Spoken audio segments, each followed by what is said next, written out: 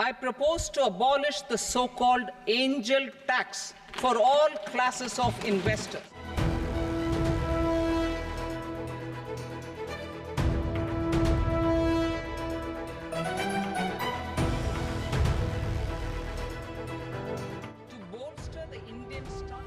Union Finance Minister Nirmala Sitharaman has fulfilled a long-pending demand of the startups by abolishing the angel tax. I propose to abolish the so-called angel tax for all classes of investors.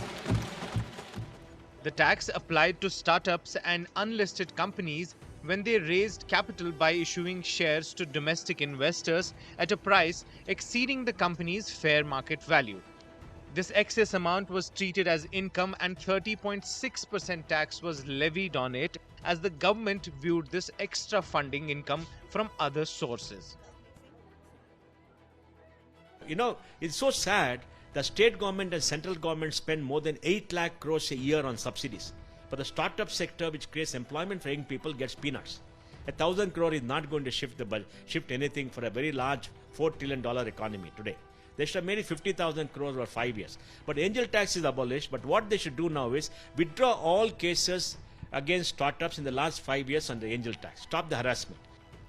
The tax was first introduced in 2012 Union Budget by the then Finance Minister Pranab Mukherjee during the UPA-2 government to prevent money laundering through investments in unlisted companies at inflated valuations.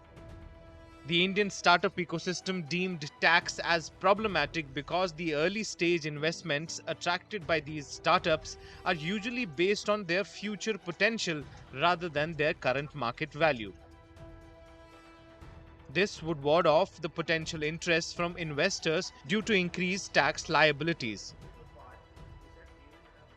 The abolition of angel tax is a great move by the government. I think it will address all the concerns of the investors of different kinds.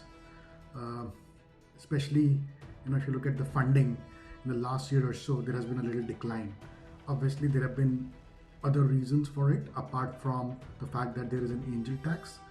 But for sure, I think abolition of angel tax will be a great boost for the startup ecosystem, which is growing and can really be the driver for India to shine globally.